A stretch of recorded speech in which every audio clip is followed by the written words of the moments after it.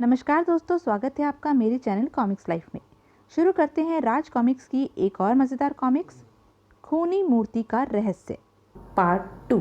नहीं बाबा, मैं यह सच्चाई जाने बिना यहाँ से नहीं जाऊंगी। पुलिस ने सुनील को पकड़ लिया है। अगर उसे कुछ हो गया तो मैं जीवित नहीं रहूंगी। तुम यहाँ से चली जाओ, मैं कुछ नहीं कर सकता। यह मूर्ति सबको ऐसे ही मारती रहेगी। बाबा, यह मूर्ति नहीं, तुम सबकी हत्या करते हो। तुम खूनी हो। लो, मुझे भी मार दो। मैं सुनील से प्यार करती हूँ, उसके लिए प्राण भी दे दूंगी। एक क्षण के लिए बूढ़ा अतीत की स्मृतियों में खो गया।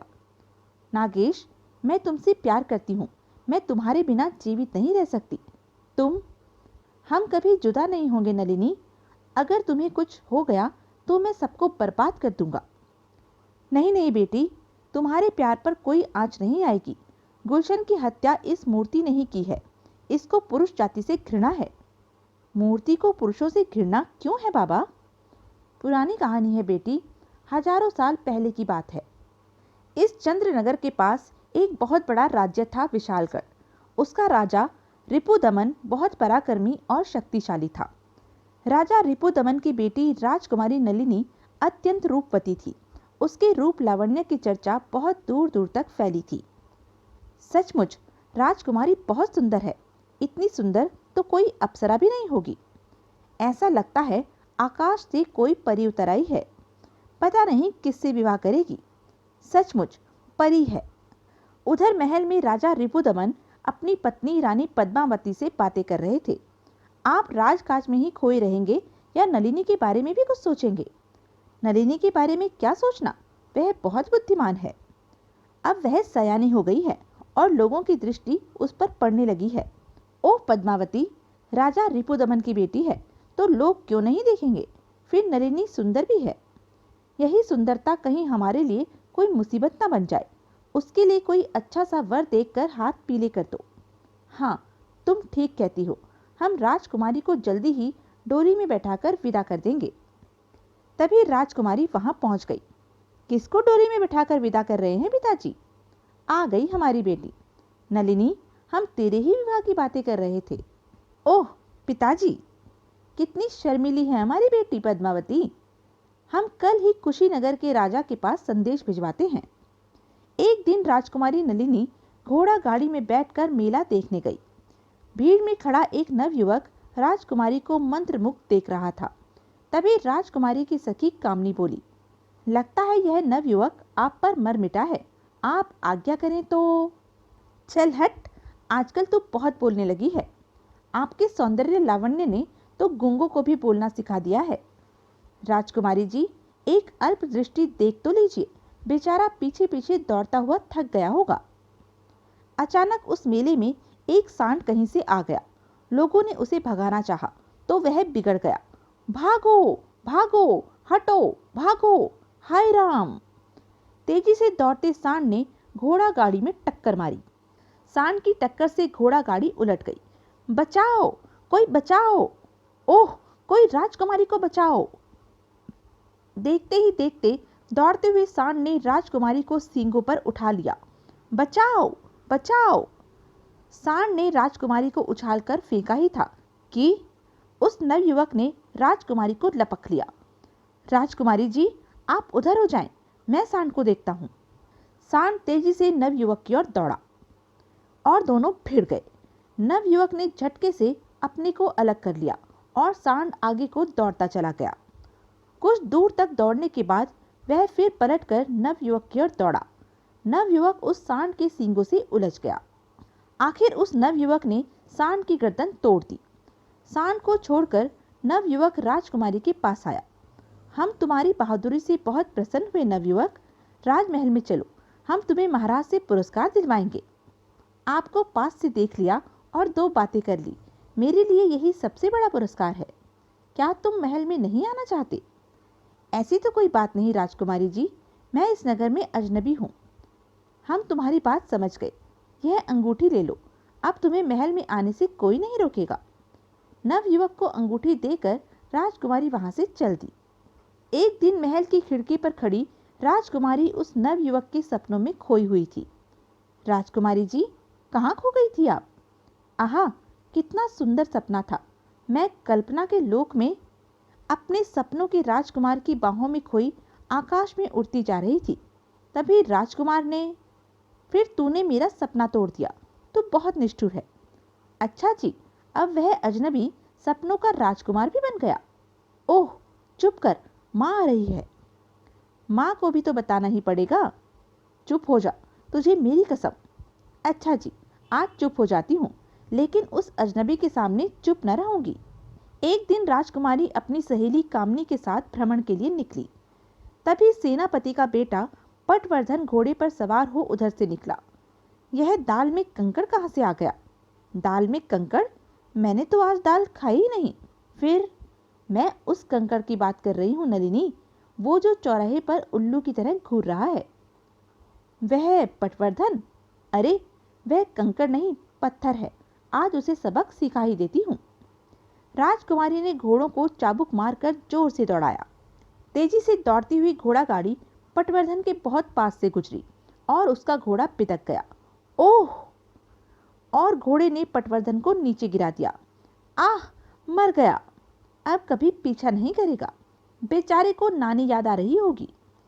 शीघ्र ही दोनों जंगल में पहुंच गई। कामनी, तुम यहाँ ठहरो, मैं कुछ देर में आऊंगी। जल्दी लौटना राजकुमारी जी, कल की तरह बहुत देर नहीं कर देना, नहीं तो। नहीं, आज देर नहीं करूंगी। राजकुमारी घने पेड़ों की ओर चली गई। कुछ दूर जाकर, नागेश, नागेश, तुम कहाँ हो? तभी एक पेड़ की शाखा पर लिपटा एक नाग पेड़ से नीचे उतरा और सुंदर नव युवक में परिवर्तित हो गया। राजकुमारी नहीं जानती थी कि नागेश इच्छाधारी नाग है। नलिनी, आज तुमने बहुत देर कर दी। मैं कब से तुम्हारी प्रतीक्षा कर रहा हूँ। मैंने देर तो नहीं की। लगता है तुम कल अपने घर ही नहीं गए थे, इसलिए ऐसा कह रहे हो। तुम्हारे बिना अब घर अच्छा नहीं लगता है। मैं भी बहुत मजबूर हूँ नागेश। काश तुम कोई राजकुमार होते तो मैं पिताजी से कहकर तुमसे विवाह कर लेती। तभी राजकुमारी का पीछा करता हुआ पटवर्धन जंगल में पहुंच गया और उसने पेड़ों के पीछे छिपकर दोनों को बातें करते हुए देखा। बहुत देर हो गई नागेश, सूरज डूबने से पहले मुझे महल में पहुंचना होगा। जाओ नलिनी, कल जल्दी आना। नागेश से विदा लेकर राजकुमारी अभी कुछ ही दूर पहुंची थी कि ठहरो नलिनी, आज तुम्हारी सच्चाई मैंने अपनी आंखों से देख ली है। मैं तुम्हें पूरे राज्य में बदनाम कर सकता हूँ, लेकिन मैं तुम्हें प्यार करता हूँ। तुम मुझसे विवाह कर लो। पटवर्धन, मैंने नागेश से प्यार किया है और प्यार के लिए मैं महलों का सुख भी छोड़ सकती हूँ, लेकिन आज मैं तुम्हें नहीं छोड़ूंगा। पटवर्धन ने राजकुमारी को पकड़ लिया। आह! राजकुमारी पटवर्धन को जोर से धक्का देकर वहां से दौड़ पड़ी। भागकर कहाँ जाओगी नलिनी? आज तुम्हें मेरे हाथों से कोई नहीं बचा सकता।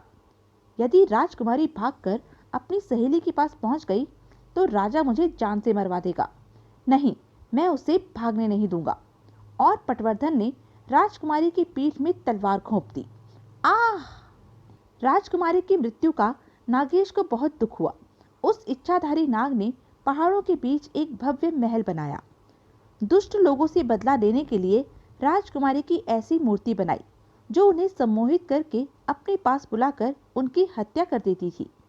बहुत दिनों तक नागेश पटवर्धन की प्रतीक्षा करता रहा, लेकिन पटवर्धन उस महल में नहीं आया। एक दिन पटवर्धन की उसके एक मित्र ने हत्या कर दी। इस तरह कई जन्म यूं ही बीत गए। इस बार पटवर्धन ने गुलशन के रूप में जन्म लिया था। वह तुम्हारा पीछा करता हुआ इस कक्ष में चला आया और मूर्ति के हाथों मारा गया।